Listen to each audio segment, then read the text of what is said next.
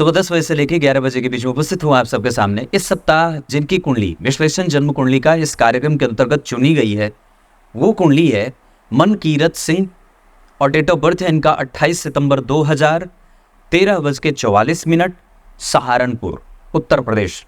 शुरू करते हैं आज का कार्यक्रम। आप लोग भी अगर ऐसे ही अपनी कुंडली का विस्तार से विश्लेषण चाहते हैं तो कमेंट में अवश्य लिखा करिए और कार्यक्रम देखने के तुरंत बाद जय श्री कृष्णा अवश्य लिखिए।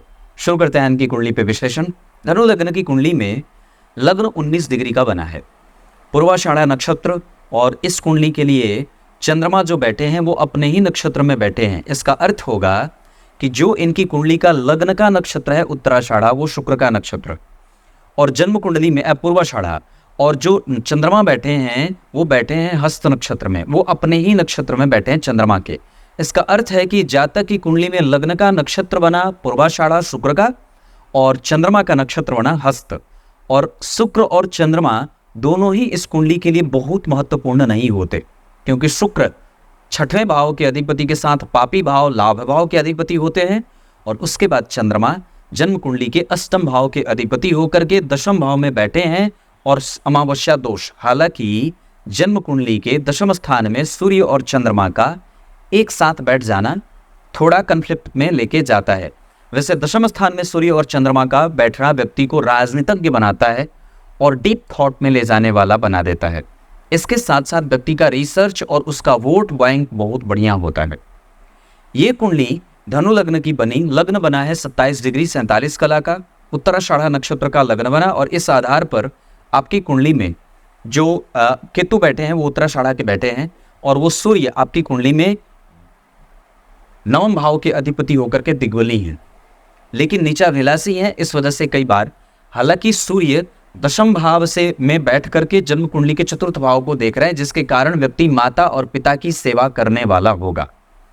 शुक्र और बुध एकादशवें भाव में बैठे हैं जहां मालव्य योग लगेगा, क्योंकि केंद्र में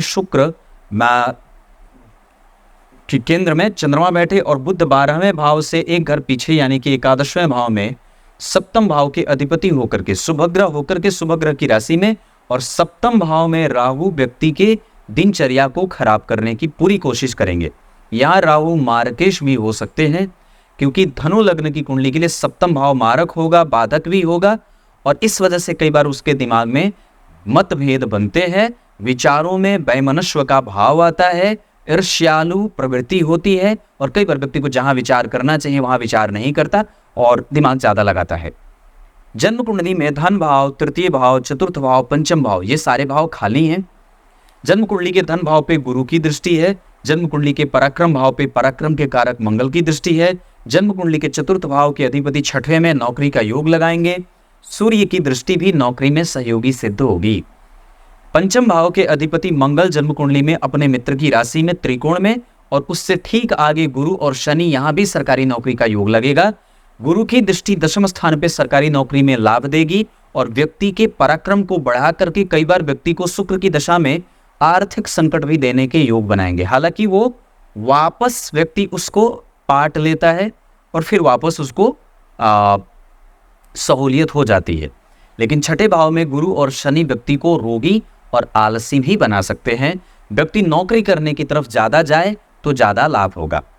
दशमांशा कुंडली में भी गुरु शत्रु के घर में भले बैठे हैं पर लग्न में बैठे हैं दशमेश होकर के, और बुध जन्म कुंडली में अष्टम में या छठवें में।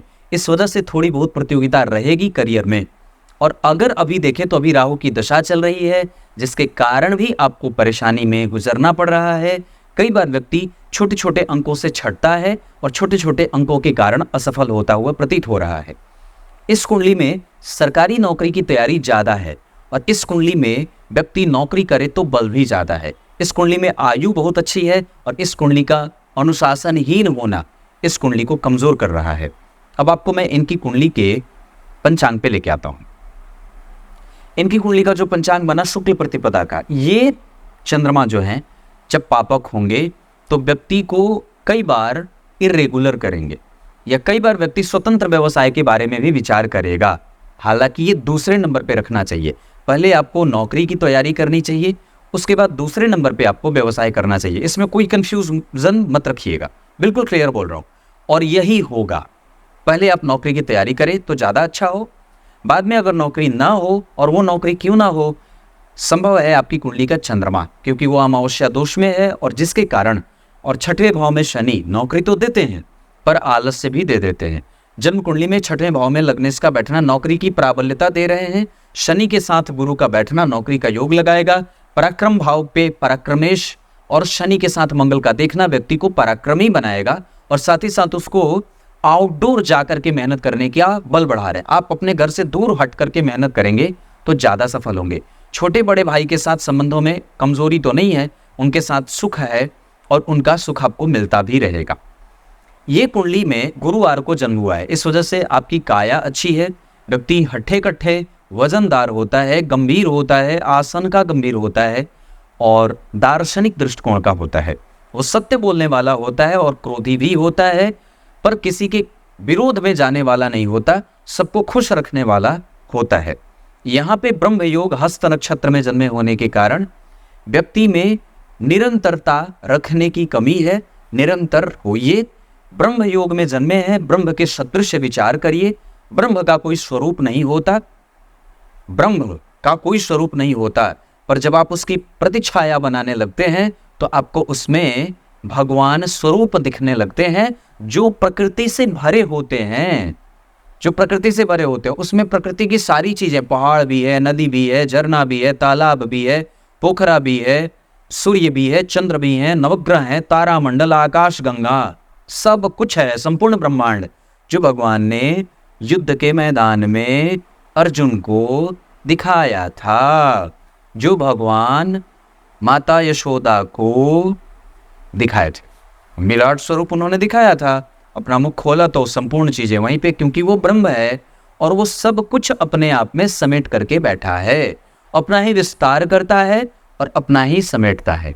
तो ये चीजें ब्रह्म योग में जो लोग जन्मे होते हैं उनको बहुत ज्यादा किसी के आगे पीछे घूमने की कोई आवश्यकता नहीं होती। ब्रह्म योग में अगर जन्मे हैं तो आपके पास ब्रह्म का मतलब ही होता है समाधिस्थ, और जो जब नेत्र खोले तो कोई कारण हो, नेत्र बंद हो तो कुछ हो जाए, नेत्र तीसरी खुले तो कुछ हो जाए। ऐसी अवस्था में व्यक्ति को बहुत ही ज़्यादा चिरंतन होने पे कोशिश करना चाहिए। अपना इनिशियल थॉट से लेकर के फाइनल थॉट तक किस विचार में आप गुम हैं, क्या सोच रहे हैं, किससे मैत्री कर रहे हैं, कौन आपका फायदा उठा रहा है, इन सब चीज़ों पे चिंतन और मनन करने के बाद ही किसी से मैत्री का हाथ बढ़ाएं।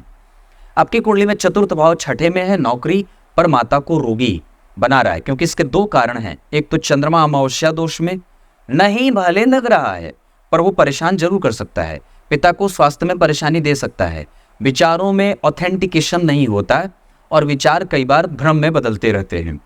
इस कुंडली में वैश्य वर्ण और देवगण का होना व्यक्ति को मिलनसार प्रवृत्ति का बनाएगा और व्यक्ति टिक करके काम करने वाला है।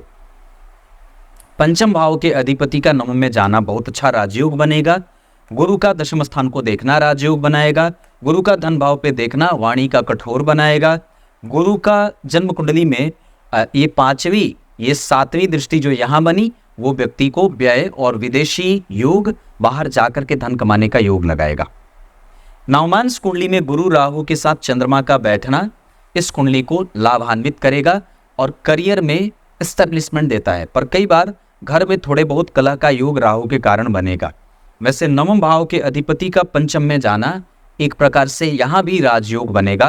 त्रिकोण के अधिपति त्रित्रिकोण में, त्रित्रिकोण के अधिपति त्रिकोण में।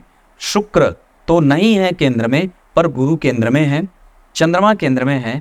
बुध यहाँ वृश्चिक के बैठे जिसका अधिपति मंगल जन्म कुंडली में नीच के हैं और 12वें भाव के अधिपति सूर्य उच्च के हो रहे हैं। इस कारण से व्यक्ति के जीवन में कई बार पकड़ करके रखने की कोशिश जारी रहती है। ससुराल धनवान मिलता है और धन के साथ साथ व्यक्ति कठोर बोलने वाला भी होता है। वो कई बार अपनी प्रशंसा सुनना चाहता है और दूसरों की अप्रशंसा करता है। वो कई बार भटकाव में भी जाता है और इस वजह से उसके काम नुकसान में भी होते हैं। इस कुंडली के लिए अंक सदैव से 7 बहुत अच्छा रहे। इस कुंडली के लिए राशियां मेष और सिंह के साथ तुला बहुत अच्छी रहे। इस कुंडली में धन कमाने के लिए अगर कोशिश करें तो आपकी कुंडली में दक्षिण दिशा बहुत अच्छी रहे। इस कुंडली में विदेश गमन के योग बहुत अच्छे हैं। इस कुंडली में संतान का सुख बहुत अच्छा है। इस कुंडली में पत्नी का प्रेम और पत्नी का संबंध बहुत अच्छा है। इस कुंडली में माता पिता का सुख बहुत अच्छा है और सेवा भी बहुत अच्छी है। अभी राहु की दशा 2029 के जुलाई तक है। एक लाजवर्त धारण करना चाहिए, जिसके कारण कम से कम आपका काम रुकेगा नहीं। नक्षत्रों के आधार पे हस्त बहुत अच्छा होगा, पुनर्वसु, रोहिणी, स्वाति और इसके साथ साथ उत्तराषाढ़ा, ये नक्षत्र कोई भी काम करने के लिए अच्छे रहेंगे। इस कुंडली के लिए चंद्रमा पापक है, इस वजह से अपने आप को रेगुलर करिए। बहुत ज्यादा छोटी छोटी जो परेशानियां जीवन में आ रही है उस पर ध्यान मत दीजिए, उसको रहने दीजिए, वो रहेंगी, वो खत्म होने वाली नहीं है, पर आप उसके कारण आपका वर्तमान प्रभावित होगा, जिसके कारण भविष्य भी अंधकार में होगा। इस कुंडली का भविष्य अच्छा है और इस कुंडली का भविष्य उज्जवल है। अभी गुरु की दशा आएगी, वो छठवें में है, नौकरी पे कोशिश ज्यादा करिए। विवाह कभी भी करना हो तुला राशि और कन्या राशि के साथ साथ, कन्या राशि और तुला राशि ये दोनों राशियां ठीक है। विवाह की दिशा पूरब बहुत अच्छी होगी। इस कुंडली के लिए भाग्यबल ठीक है। दिखा दिखा करके पुण्य मत करिए, जो भी काम पुण्य का कर दिया उसको किसी को बताइए मत। गुप्त दान में विश्वास रखिए, गुप्त तरीके से किया गया दान बहुत ही ज्यादा फलीभूत होता है। इसके अतिरिक्त आपकी कुंडली में नवांश कुंडली में लग्न के अधिपति तीसरे में है, इस वजह से थोड़ी बहुत कमजोरी होगी। विवाह देर से न हो, करियर बनाने के चक्कर में और कई बार सत्य बोलने के चक्कर में अपनी दुश्मनी बढ़ाइए मत किसी से। इस कुंडली में धन बहुत अच्छा है, ऋण के संयोग से धन है, क्योंकि धनेश ऋण में है, धन के कारक के संग है, धन है इस कुंडली में। इस कुंडली में पुत्र का सुख बहुत अच्छा है। इस कुंडली में समाज में स्टेटस बहुत अच्छा रहेगा। इस कुंडली में मास वोट बहुत अच्छा है और इस कुंडली की प्रामाणिकता सूर्य प्रदर्शित कर रहे हैं। भाग्य भाव के अधिपति दशम में बैठे हैं, गुरु से दृष्ट है, ये कुंडली चरित्रहीन नहीं है। इतनी बात। अभी शुक्ल पक्ष के चतुर्थी का व्रत उठा लेना चाहिए। कम से कम गणेश जी को प्रत्येक दिन 21 दुर्वा अर्पित करिए। ओम गम गणपतये नमः का जप किया करिए। गणपति अथर्वशीर्ष का पाठ करिए। माता जी को कहिए गणेश जी की आराधना ज्यादा करें और आप कम से कम अपने आप को और भी नियमित रखें। गाय की सेवा, ग्रंथों का अध्ययन, रामचरितमानस के 1 पेज का पाठ, गीता जी के 18वें अध्याय का पाठ, 5वें अध्याय का पाठ, विष्णु सहस्त्रनाम का पाठ सुनना, ये सब इस कुंडली को बहुत बल देगा। ये धनु लग्न की कुंडली है, मांसाहार इस कुंडली को जहर के समान है, बिल्कुल भी नहीं। और नियमित नहीं होंगे तो धन प्रभावित होगा। पिता के साथ संबंधों को कमजोरी मत रखिएगा, उनके साथ संबंधों को अच्छाई में रखिए। वैसे आपकी कुंडली में माता थोड़ी बीमार दिख रही हैं। वैसे एक बात और बता दूं तो इस कुंडली में कमजोर जाएगी कभी कभी राहु में गुरु, राहु में शनि, गुरु में राहु, गुरु में शनि, ये कमजोर हो सकते हैं। वैसे आपकी कुंडली में 6ठा, 8वां, 12वां भाव ठीक ठाक है, कोई खराब नहीं है, पर 6ठवें भाव में नौकरी का योग में बार बार कह रहा हूँ बहुत अच्छा है। ये कुंडली पढ़ने पढ़ाने के क्षेत्र में, इंजीनियरिंग के क्षेत्र में और टेलीकॉम के सेक्टर में, इसके साथ साथ हॉस्पिटल के क्षेत्र में और इसके अतिरिक्त इस कुंडली में मैनेजमेंट के क्षेत्र में और फैशन के क्षेत्र में काम अच्छा कर सकती है।